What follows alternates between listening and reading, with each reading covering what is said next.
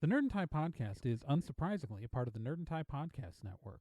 For more podcasts from actual play to true crime to witchcraft, go to nerdandtie.com or join our Discord at nerdandtie.com/discord. This episode of the Nerd and Tie podcast is brought to you by The Lone Tree Tapes. Point of Insanity Game Studio and the Eclectic Media Project present The Lone Tree Tapes, an 8-part audio drama inspired by Lovecraftian themes and done in analog horror-inspired style. In Episode 1, our narrator introduces us to a series of cassette tapes that belong to the recently deceased husband of a childhood friend. But these are no ordinary mixtapes. Between the music, a story unfolds of strange events that occurred in a small town in Northern California. The Lone Tree Tapes features a full soundtrack with original songs to help move the story along. Visit anchor.fm/eclectic-media-podcast to experience the mystery of what happened in the small town of Lone Tree, California.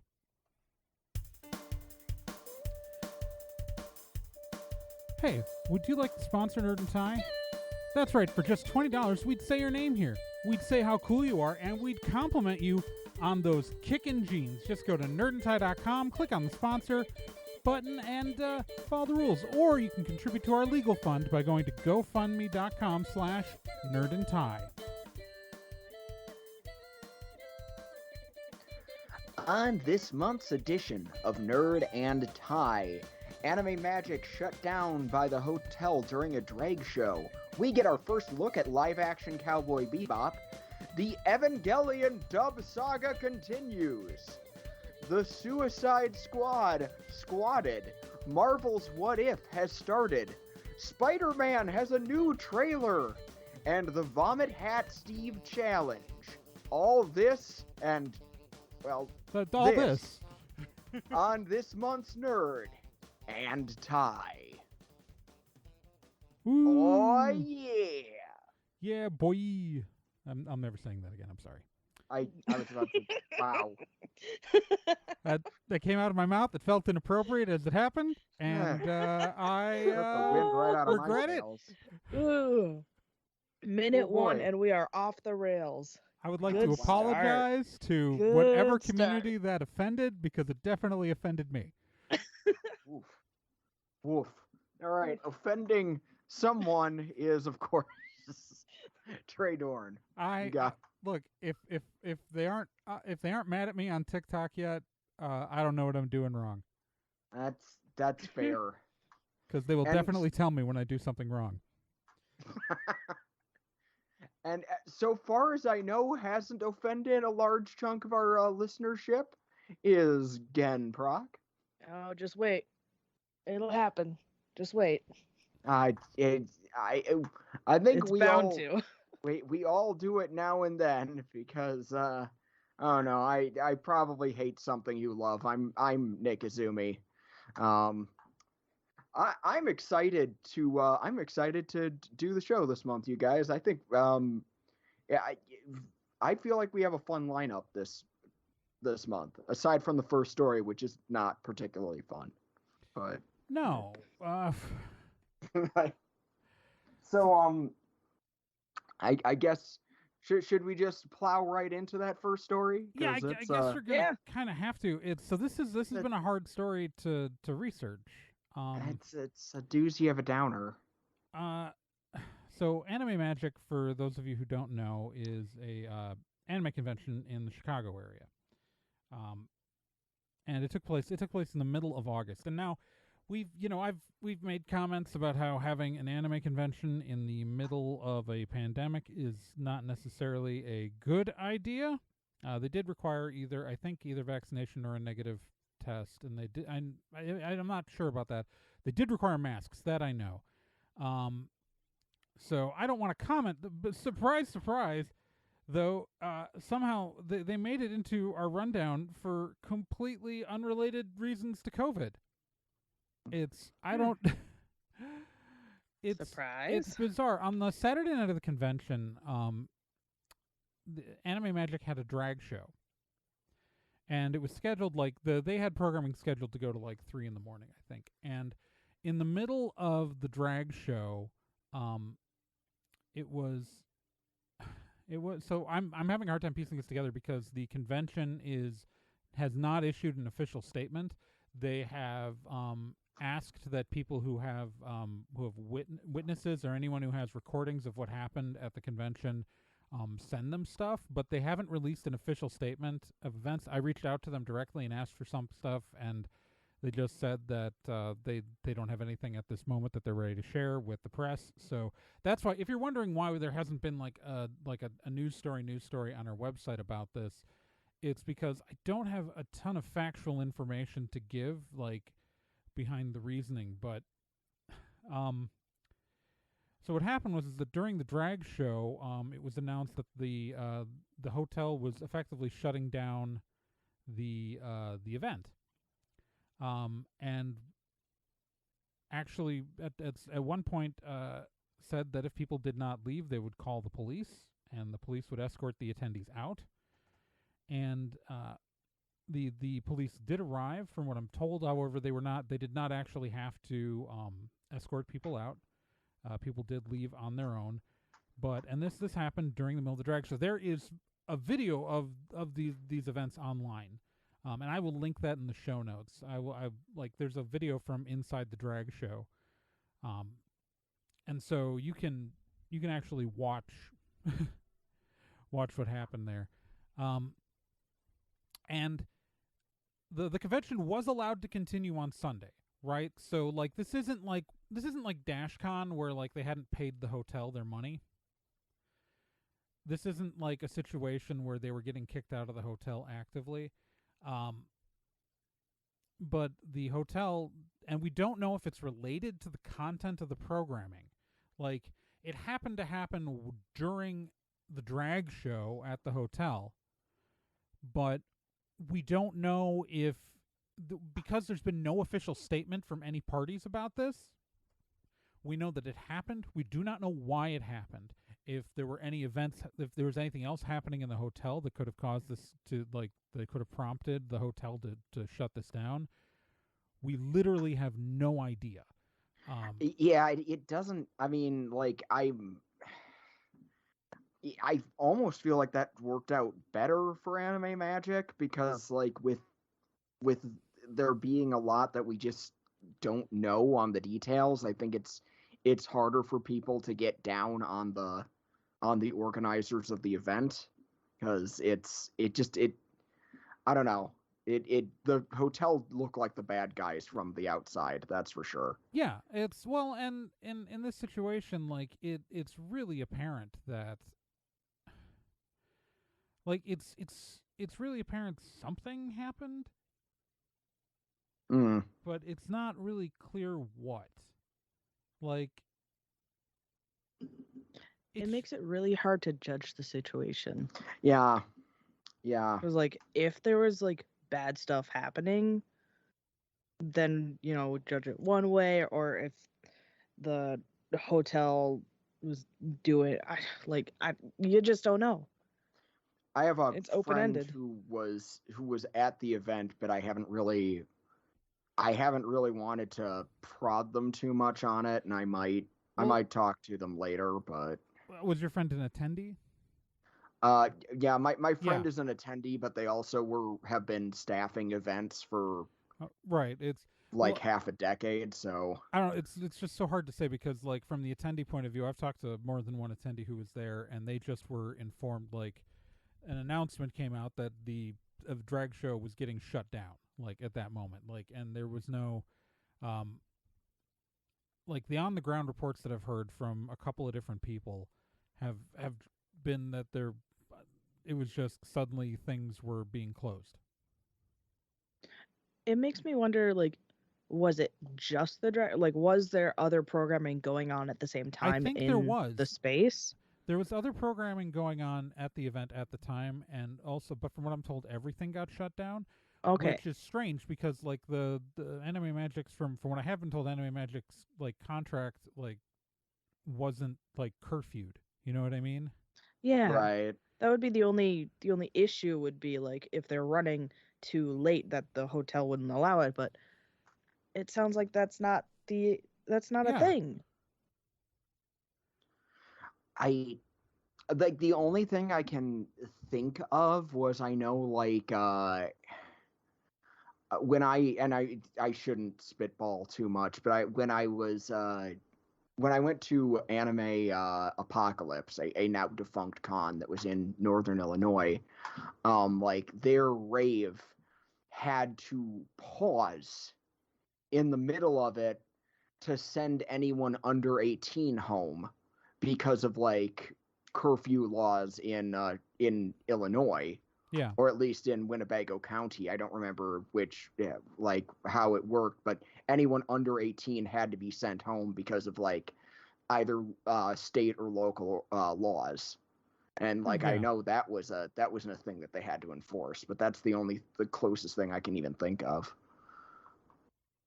So, ugh. Yeah, it's a possibility, but until we get more information, it's anybody's guess. Yeah, but we needed to, so we needed to report on this because this was kind of a big deal that this happened. However, right, yeah, it's big news. We can't just not acknowledge it. Yeah, but the problem is just like, what do you the like? Deets are kind of few and far between. The details are hard to find, and when the convention's not putting out an official statement, so the convention not putting out a legal statement leads some people to suspect that the only reason why you wouldn't put out an official statement is if it might weaken your legal position. Yeah, that's that's a legitimate concern. I don't know, but I don't want to speculate either because we don't have the information. Yeah. Mm-hmm. So hopefully more information to come. That's crossing fingers and toes. No kidding. All right, you know what makes me way happier though? That something that I was cautiously optimistic about that's turning into high-key optimistic about. What? Ba-da-ba-da-ba-da-ba-da-da. Yes, the Netflix live-action Cowboy Bebop has released its first cast pictures, and they are frickin' bangers. Well, it's not just cast pictures; it's also set pictures. Yeah. Oh wow!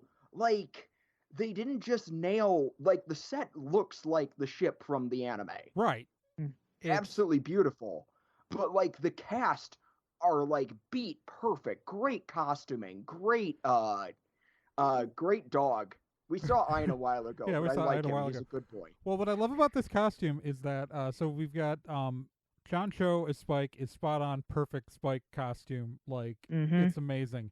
Mustafa Shakir as Jet is literally like he walked off an animation cell. Yeah, and it's beautiful. And then Faye Valentine is wearing an outfit that makes sense to wear for a human being. Yes. And she's still got like the top.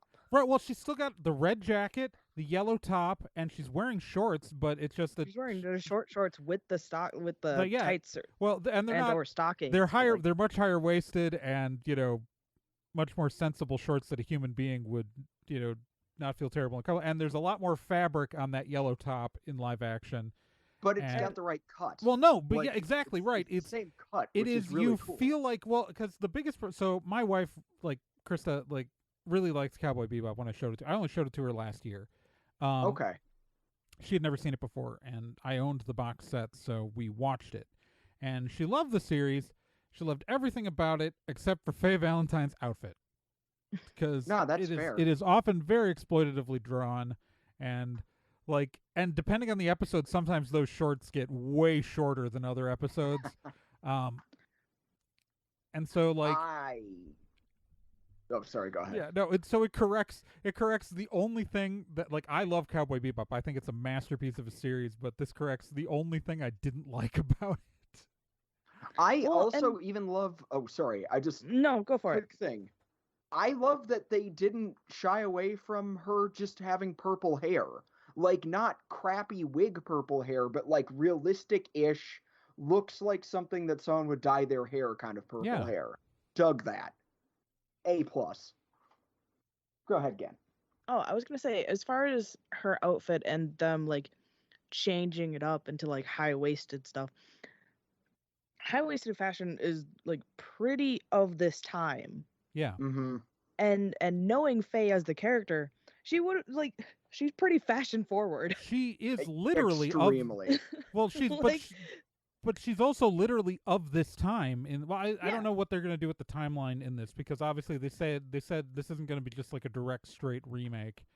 You know, it's gonna be in the spirit of, but they're not gonna just beat for beat everything. So like in the original series, like the Faye Valentine is literally of the time we are currently living in. yeah. Mhm. So Right. like she would be wearing and be like unconsciously comfortable in, you know, the outfit Right. they put her in. Yeah. It's still very stylish and it's very sexy. It's Yeah, which is but it's everything practical, she is. which is Right. way more her character. It yeah. it looks like she'd actually be comfortable sitting down on a bench. Mm-hmm. And if I may say, with the set pieces, one thing that's very, very exciting looking at the sets, looking at like one specific photo, there is a photo of Spike in a church. Oh yeah, no, And that is very exciting if you have seen Bebop and know the story.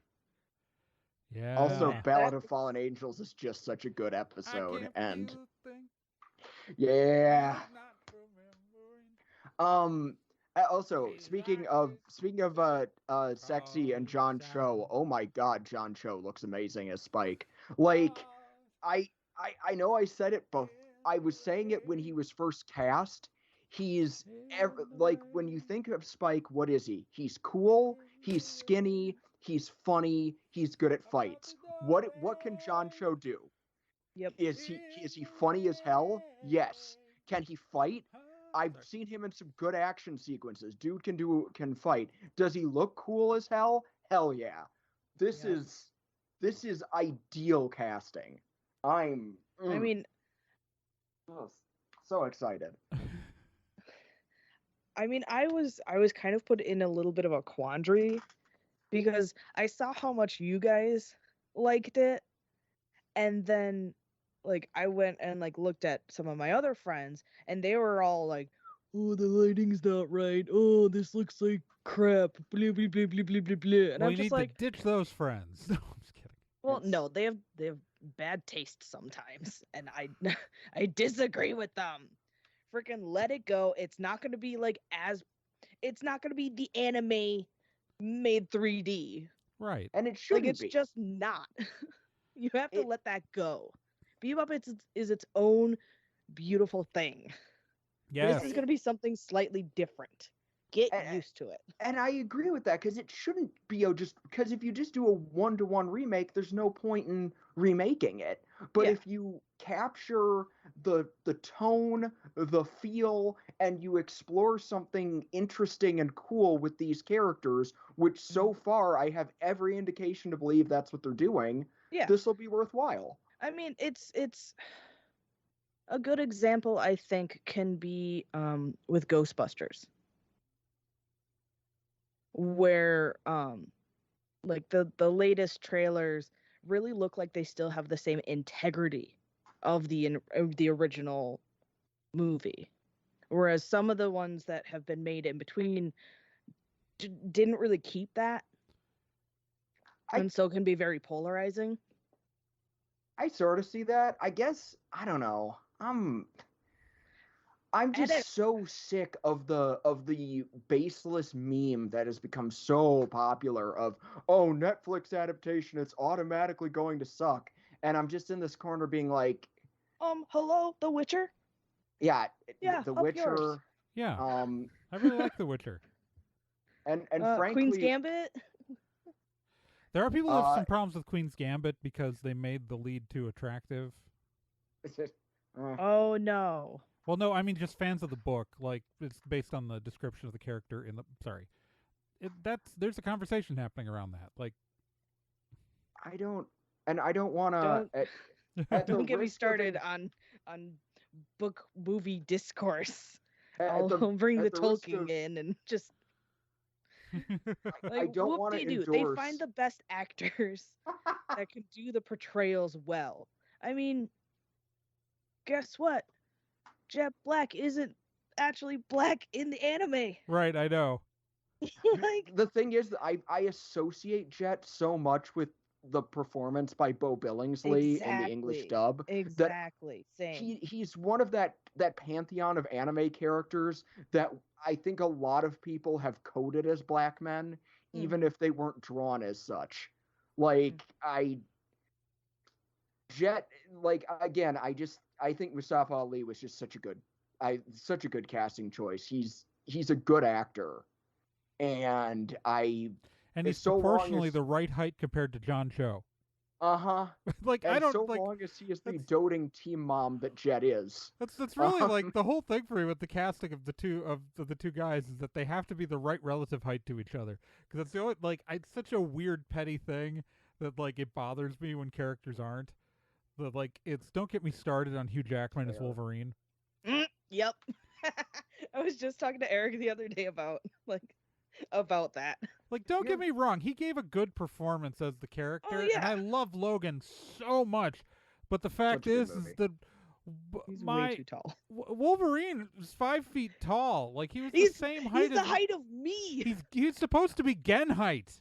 He's shorter than Edward Elric, canonically. I think he's technically maybe he's technically 5'1", but it's still he's shorter than my wife.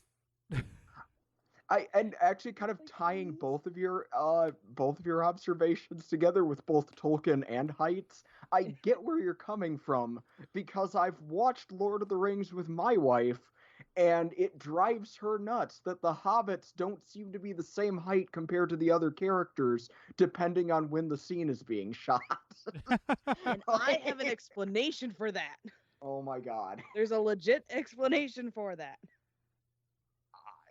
We may need to have this discussion. We can discuss it later. Yes, we shall. Oh my god. Okay. No, this is very excited for this. So we know that they've also got Yoko Kanno coming back to do the music. Oh yeah, that was the most important. That was the most important part of this of all of it for me. Yeah. I can agree with that. Kanno's music is there. Apparently Shinichiro Watanabe has given his okay on a lot of the process. Good. Everything is looking right. Good. Very enthusiastic. Looking forward to November. Yeah. Oh man. We'll probably be talking about the show on here, I'm going to guess. Yeah, no, that's... No, we're all fans, but we're not going to talk about it. Yeah, no, we're going to talk about it. No. So while we're talking about things Netflix nailed, I want to go back to something that Netflix kind of bungled. Yeah. That I thought was over. I thought we were done with this. We're not. Friends, the dub of Evangelion Saga continues. Now, a quick rundown where we last left off for people who might not remember. Netflix got rubbed a bunch of people, myself included, the wrong way when they announced that they were doing a brand new dub of the cult classic anime Neon Genesis Evangelion.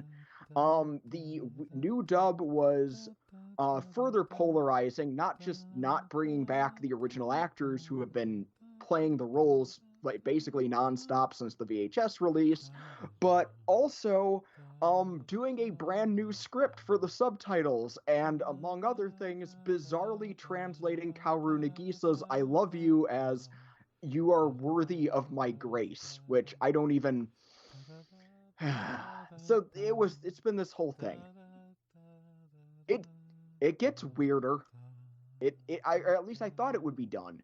Then it got weird again. So Netflix didn't get the streaming rights to the fourth and presumably final Evangelion film. Amazon did. And Amazon decided to stream all 4 of the Rebuild of Evangelion films.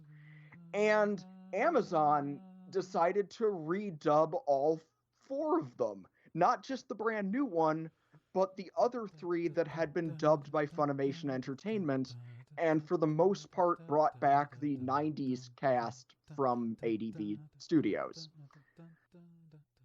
So they redubbed them. Spike Spencer, Allison Keith, Tiffany Grant all reprised their roles, but bizarrely, Brenna Palencia was replaced with the original 90s actress, Amanda Wynn Lee, who played Rey. A bunch of other ADV actors were brought back to reprise their roles. It was a big crowd pleaser. It was pretty cool. I felt nostalgic and teared up a little. Very good. Okay, this has been weird, but I figured we were going to be done with it. Well, then G-Kids, a subsidiary of Shout Factory, made their announcement that they're putting Evangelion on Blu-ray. Are you guys ready for it to get stupid again? Yes. Here's the good news. The beloved ADV dub is getting released on Blu-ray. Yes, I'm very excited for this. And admittedly, I do need to give that, I do feel like I need to give that little disclaimer here. I'm friends with several members of that cast. I have a horse in this race.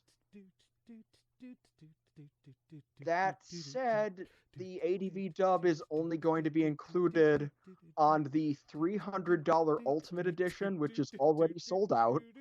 To be fair, like, if you want to get the DVD release with that cast, you're spending at least that right now. You're spending at least $300 right now, too. Yeah, so it's not great.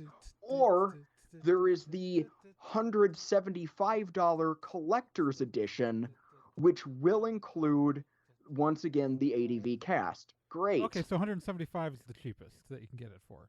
Sorry. Yes, that's the cheapest you can get it if you want the original Still less than those DVDs. You can get the series on rightstuffanime.com. You can get the complete TV series for about $45, $50.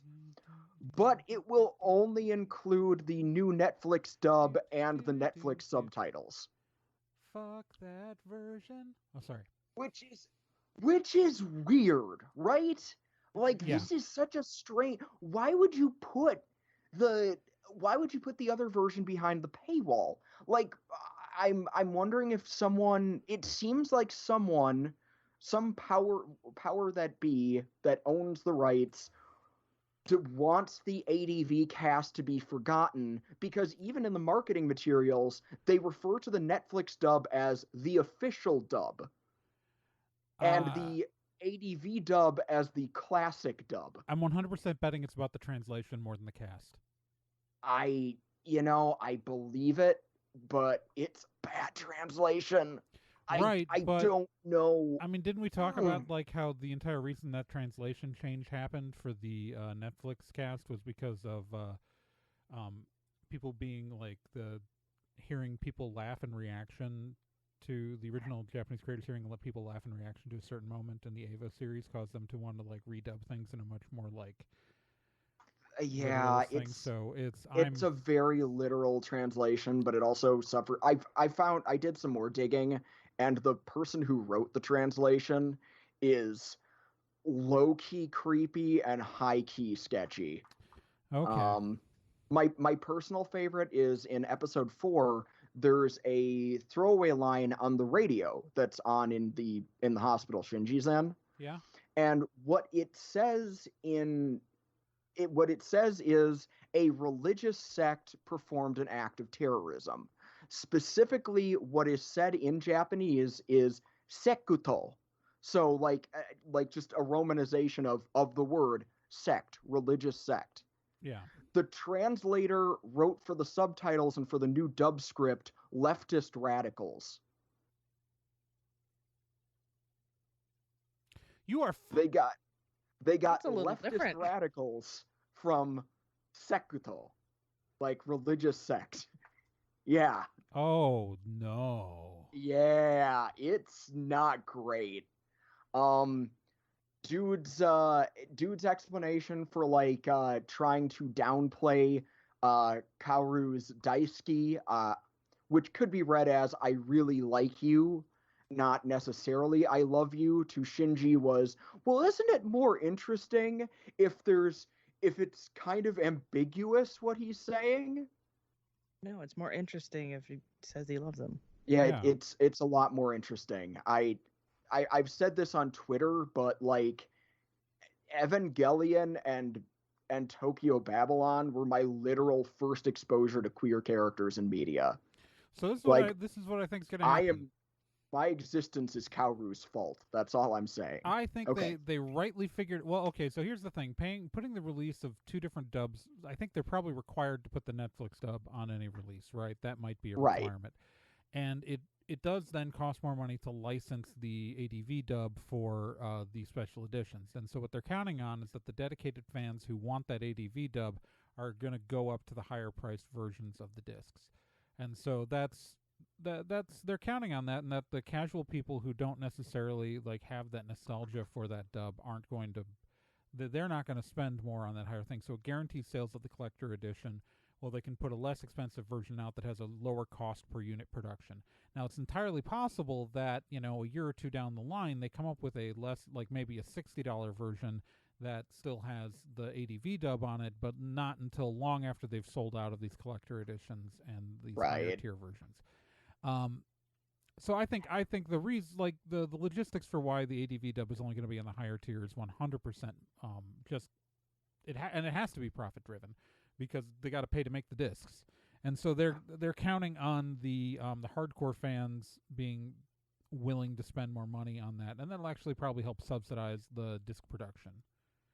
And I get that. It's just it's even funnier because like the rebuild films, which to properly understand you need to see the TV series anyway. There are two different dubs of them, but both of those dubs only have large portions of the ADV cast. So it's gonna be a cluster for someone who gets into this later and wants to watch it in English. That's a bummer to me. It's just a huge mess. Oh, also, I just want to dispel one more bizarre rumor that I've seen online while we're talking about licensing fees and that. So the new Blu-ray release will not include the song "Fly Me to the Moon" at all, just like the Netflix version.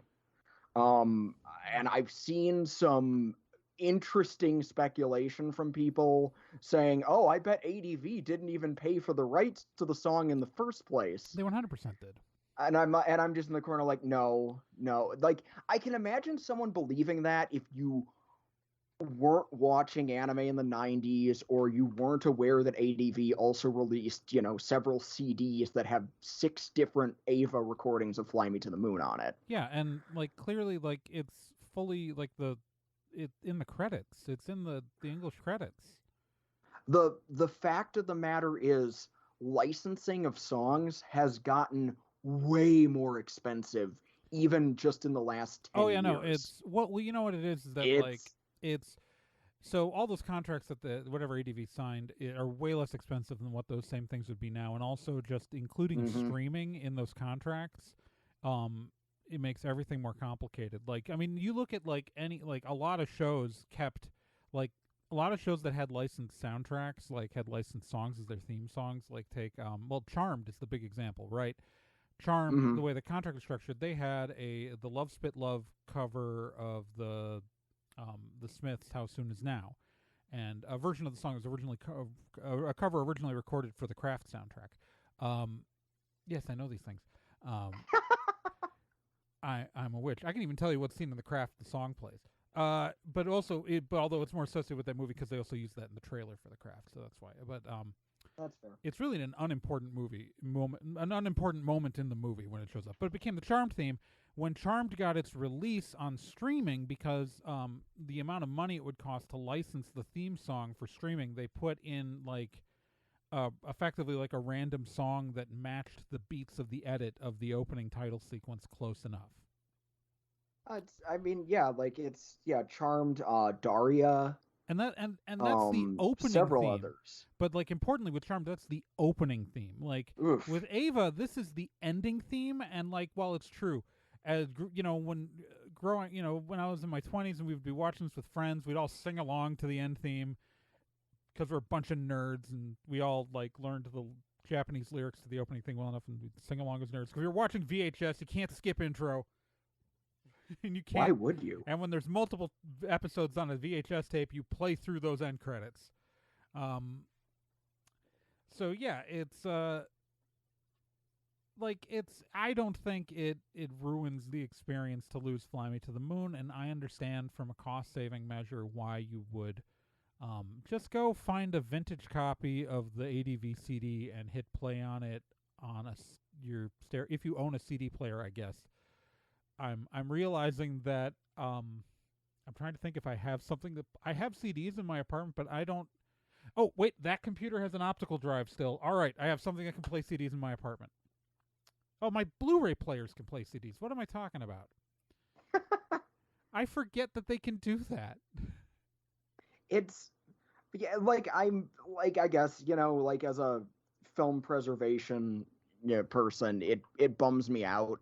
I understand why though. I see that it's just specifically that rumor of, oh, I bet they didn't even pay for it. It was the Wild West back then. No, it wasn't the Wild guys, West. It was. There were. It was very much the opposite of the Wild West.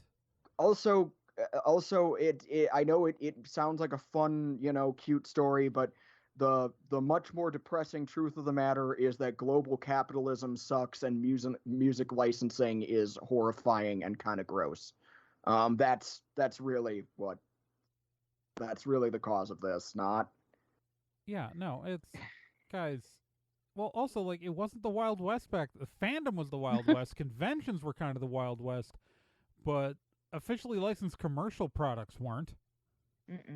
Mm-hmm. You dummies. All right, so we should move on to the next story. Yes. Indeed. Suicide Squad. The Suicide Squad. The is very and for important. I got lost there in the thes.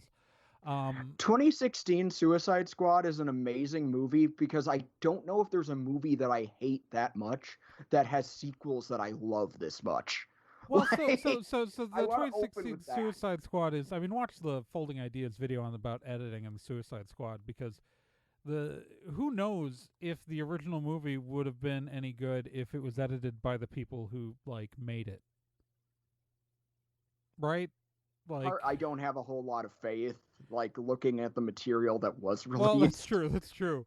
This is Katana. She's got my back. It was that 2016 Suicide Squad was the biggest waste of Joel Kinnaman ever, and I really enjoyed his redemption in the new one, because I was yes, I saw the killing. I know this man can act. This movie was everything I wanted.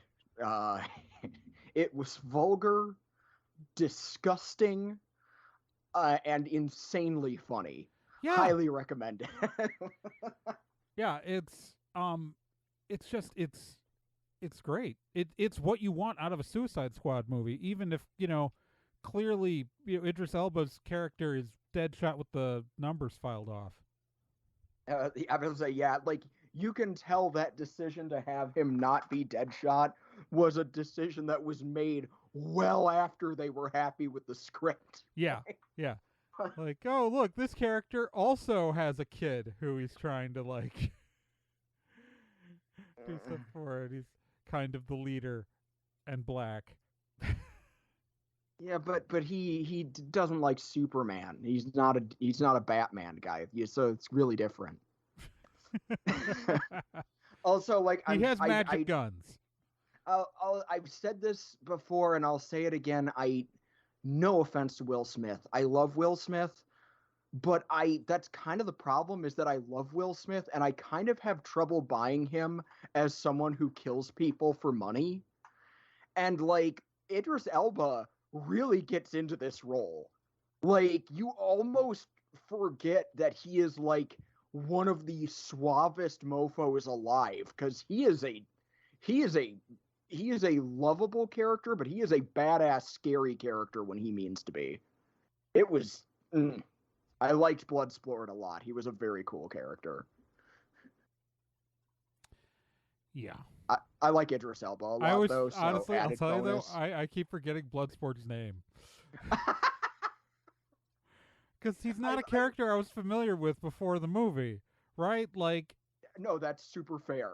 That's super fair. Like, I'm more familiar with Ratcatcher than I am with Bloodsport, okay? I had to wiki Bloodsport when the trailer came out. I'll put it that way. I was much more familiar with the Polka Dot Man, with Polka Dot Man, so, like...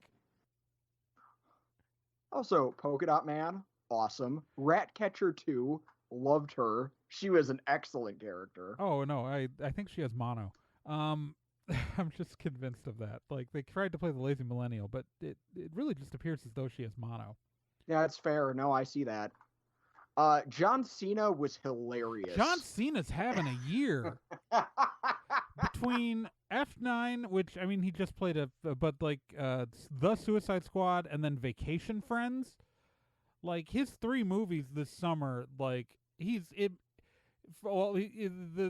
between The Suicide Squad and Vacation Friends, he's wasted in F9. Like you cast John Cena. He steals the show in Bumblebee. Like, yes, he does. He's great in that. He was just supposed to be like army guy, but he's so good in that movie. Oh, he's good in everything he does. That's why I was annoyed with F9, because like they had John Cena and they didn't use 90% of what John Cena can do on screen. Why would you? I'm sorry, John Cena's awesome. Like, why? Yeah, it's okay. He'll be able to do more once he becomes family again. I mean, technically, he kind of F9 spoilers. He's Vin Diesel's secret brother. Yeah, you just like that. The Toretto 3 kids are just don't make any genetic sense. Nope. No, that's okay. And and I just want to point out that Mia in the first Fast and the Furious refers to Dom as her only brother, and that's real fucking awkward. Because I watched all the Fast and the Furious movies right around the same time I watched F9, so I had the canon was fresh in my head. While I'm shouting out performances, big shout out once again to Margot Robbie for being manic and hilarious. And every movie her Harley Quinn is in, I end up loving her more and more. Hating 2016 Suicide Squad more and more. She's really good in 2016 Suicide Squad.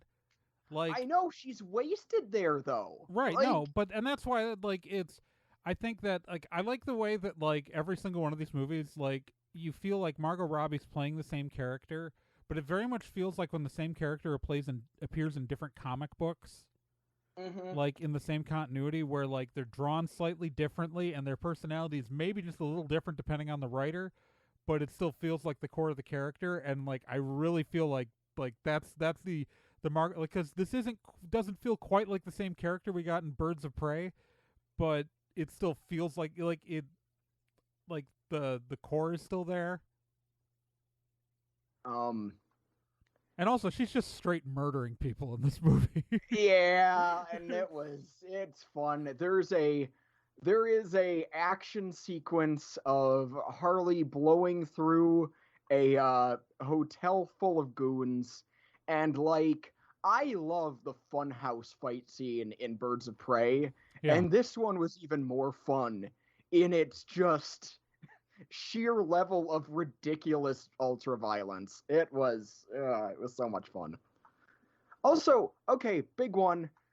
I was not expecting a mainstream big-budget superhero movie to be so anti-U.S. imperialism.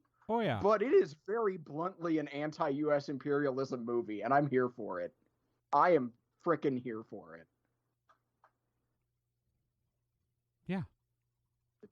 Yeah. It's a smart movie. It's a vulgar, gross movie, but it's also an extremely smart movie. There's so many good things. Please go watch The Suicide Squad. It's really good. Okay. Yes, Gen specifically needs to watch The Suicide Squad. You will like it. There's some extremely gross stuff in it, but there's also some extremely cute Shark Man in it. Oh my God, Sylvester the Silent Stallone. Hill series. Like, I'm okay with gross stuff. I just want to can see. handle I do want to see like the voice sessions where Sylvester Stallone recorded those lines. Oh God, yeah. Like especially the part running around the tank. Okay, but I haven't seen the movie at all, but I have heard one like amazing little story that came out of it. And that is that apparently there was a stray cat that kept coming to set, and the actor who played Polka Dot Man, I forget his name, Oh yeah. adopted that cat. Oh, that's adorable. And there are pictures of him and the cat, and he's got a little polka dot man costume for the cat.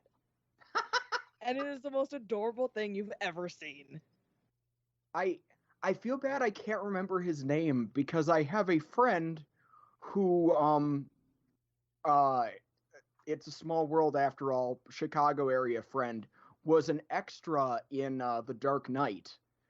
And she apparently met the actor playing Polka Dot Man when they were filming that movie, and like she thought he was really nice and really cool. So she was like ecstatic to see him again. He's also an Ant-Man. I mean, he's in Ant-Man movies.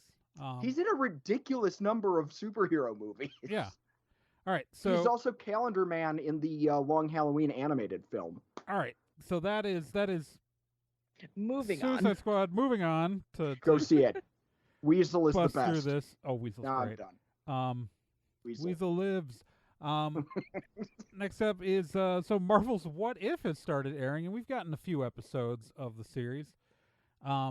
And so far it is enjoyable. Like, so I've watched the 3 episodes that have aired at the time of recording this episode. Nick, I think you've watched just the first one?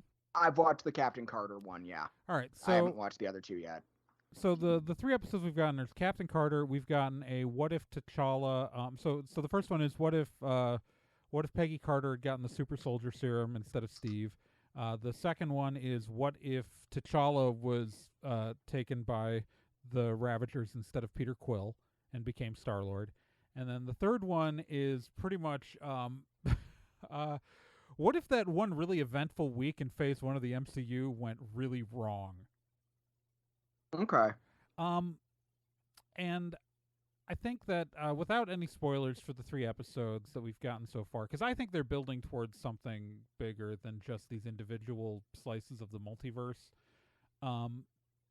is that all of these episodes needed about 10 minutes more. I can kind of see where you're coming at. I've only watched the first one. Yeah. And I honestly thought it made really good economical use of storytelling. Well, I think I was blown away by how many times have how much they covered. Here's my question. How many times have you watched Captain America: The First Avenger? A lot. A lot. Right. It's one of my favorite movies. And don't get me wrong, I really like that episode of What If. I like that first episode. But there are many things they did just blow by because, like, there's stuff they skipped which was good. Like, the USO show thing was great that they skipped that, and they made a comment about that. Like, that makes sense. But there's a lot of moments where I just felt like they kind of just relied on you being familiar with the story. You know what I mean? No, that's fair. But honestly, this is going to be my steaming hot take that I know I'm going to get in trouble for. I think Captain Carter episode did the 40s setting better than First Avenger did. And First Avenger is in my top 5 favorite Marvel movies. Like, I love that movie. But I think it handled the 40s setting.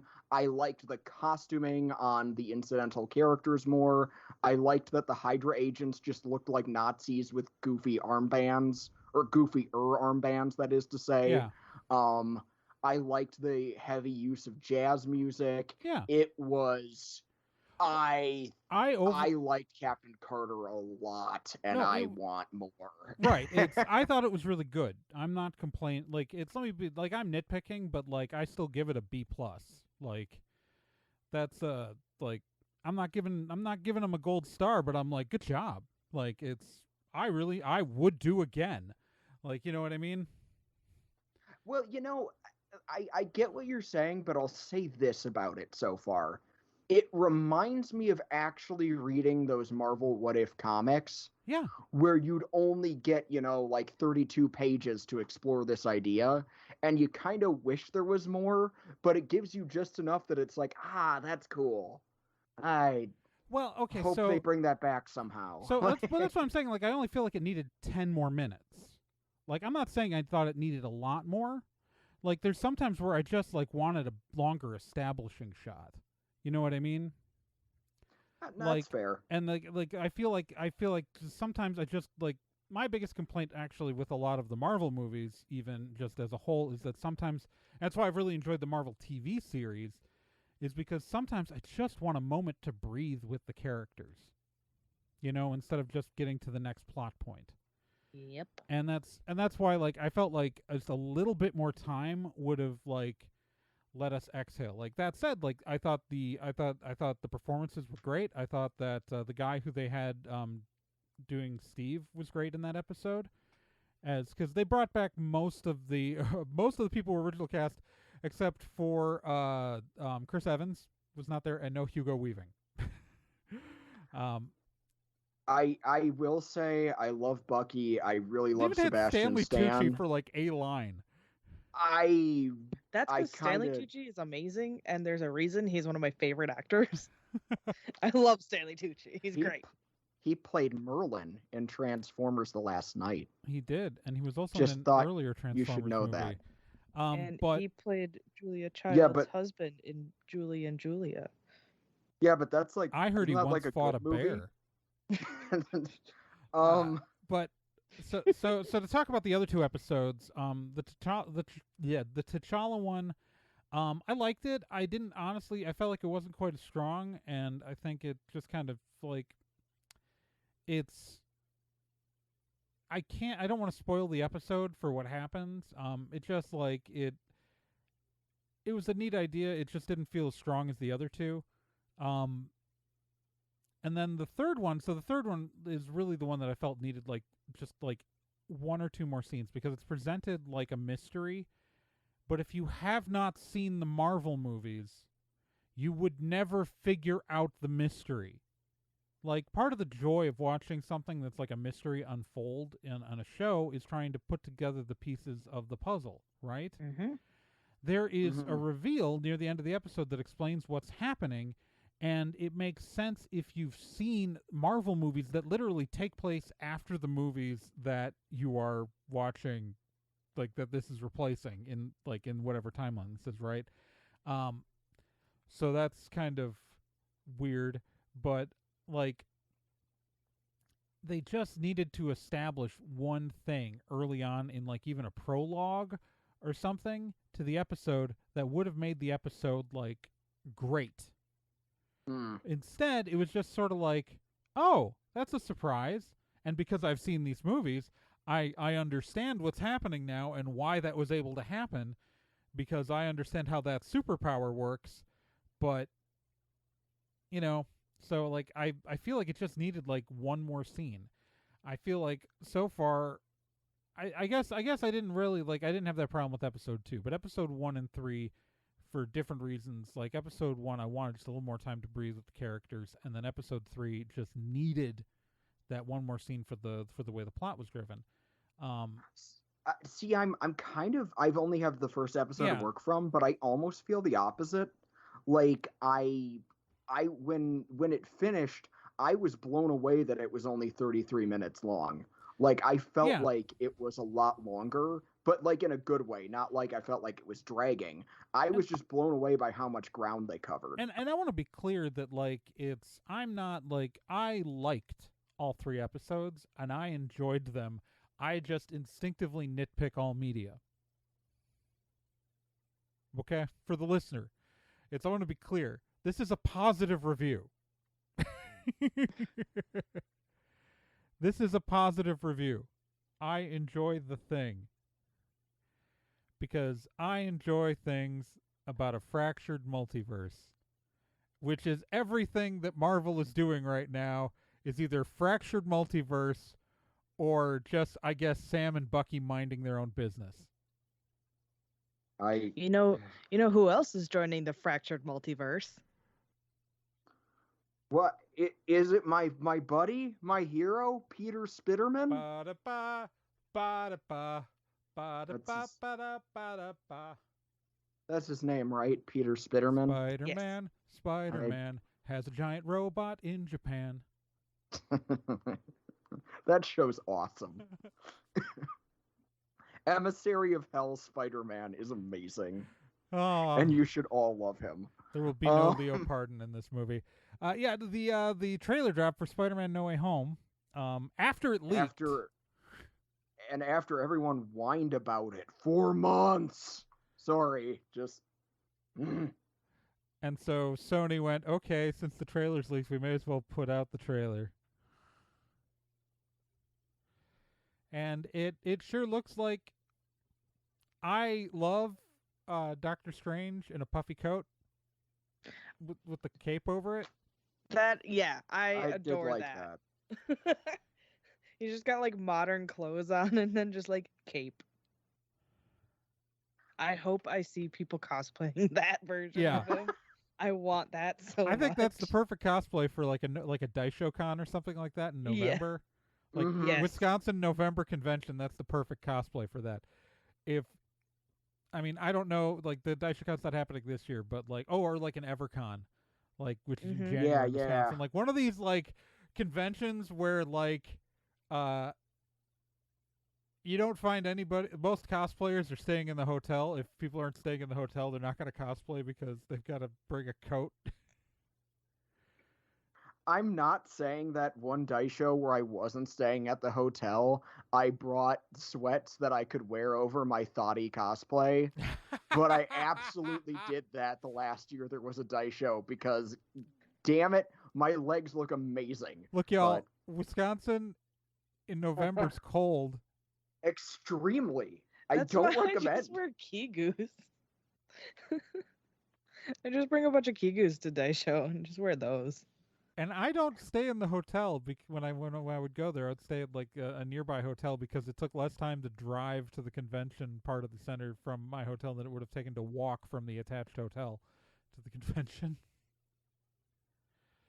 That's just time saving. Spider-Man. Spiderman. Alfred Molina also featuring the cock. Wait, nope. What? What? I was trying to make Doc Ock sound funny, but that was bad. Yeah, no. There's my offensive moment. I got really confused.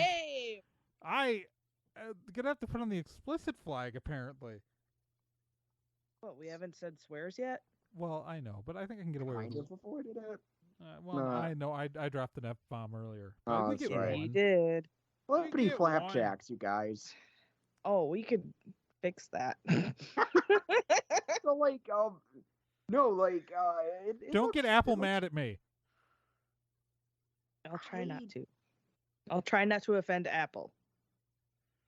They are responsible for delivering listeners to us at a large number. But yeah, no. Sorry. It looks fun. I don't know. We get a DH Doc Ock, which looks fantastic in the trailer. At least we see a pumpkin bomb. So like we're getting a lot of stuff. Like I mean, it's kind of weird that all the Spider-Man stuff like between we had already had Into the Spider-Verse. Yeah, because that's the thing I'm worried about is on one hand is it's like we already got Into the Spider-Verse, which is probably my favorite comic book movie ever. It's the best Spider-Man movie. Yeah, hands down. And like trying to recreate that is not a good idea. Well, they're like, hey, that was a really good movie, and then like the other Spider-Man movie everyone likes is Spider-Man 2. So let's put our jelly and our peanut butter and forget that we're supposed to also put it on bread and not just like throw it in a big ball and shove it down your throat. Yeah, that's kind of what I'm worried about, I guess. What I'm very curious about is who they're gonna choose for, or who they've chosen for Green Goblin, and something I don't. Did they get Defoe back? I think it's Defoe. I know it's not Franco, for sure. Because if it's Defoe, like, when I first watched Spider-Man 2 with his Green You mean Goblin. Spider-Man 1? Spider-Man 1. Thank you. Sorry, it's. I know no, it's my I fault. get them said, confused because there's 16 of them. Right at this point, I don't know. There's only this is only going to be our second Spider-Man 3. That's true. No, his performance gave me nightmares when I was little. Okay, but like, but wait, we're getting we're gonna get Jamie Foxx is playing Electro in this also, so we're gonna get the villains for both Spider-Man 2s in Spider-Man in the third Spider-Man, and not like it, but none of those Spider-Man 3 villains. I'm wondering if we're gonna get like what would be a fun idea would be, and like I know there were the rumors that maybe Toby and Andrew might show up, and if they do, I mean, cool, I guess.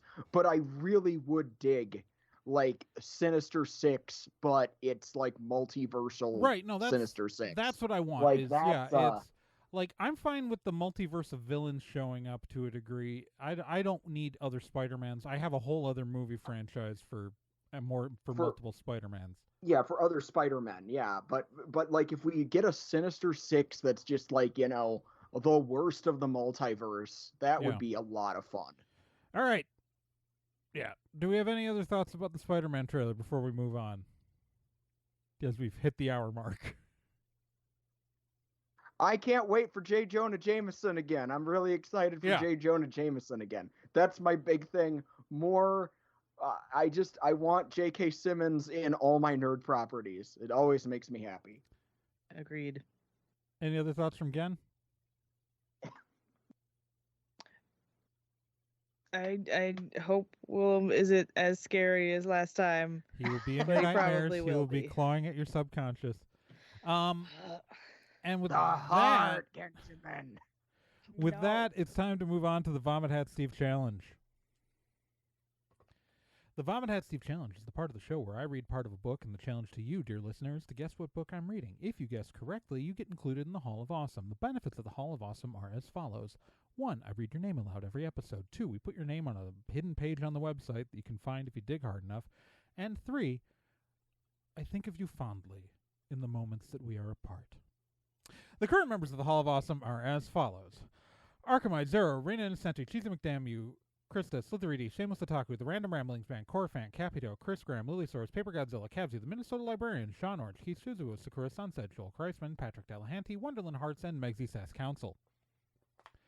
The current book I am reading, I will now select a random passage from. Justice had to be seen to be done, so he'd see it done up good and proper. If you know what book that's from, go to nerdandtie.com/contact, click on the Form Me form, and fill it out and tell us. Or if you have any thoughts, dreams, hopes, nightmares that you want to share to us, tell us, does Willem Dafoe freak you out? Just put that in the form too and tell them. We might read it aloud on an episode if we felt like it, dreamt of it, thought of it, did things with it while printed out and folded into unique origami shapes. You don't know. Send it to me psychically. No, don't send it. If you send it to them cyclically, it ain't going to go anywhere. I might get it, you know. You get very little, my friend. Oh, that's mean. I'm sorry. I appreciate you. It's okay. I don't know. I might like a small little nick to put in my pocket and carry with me. I make no promises that I can, like, do that. But if I can, it's going to be, like, really obnoxious. See, again, it wouldn't be a little Nick, though, because Nick more, Celeste. Right. I like that. That was a terrible joke that, like, most of our listeners aren't going to get. But I'm out on all my platforms. I used the other name there too. So whatever. I know, but that doesn't mean that any of our listeners are paying attention. We should probably get out of here. Yep. Thank you for stopping in with us another month. I'm Nick Izumi. I'm Trey Dorn.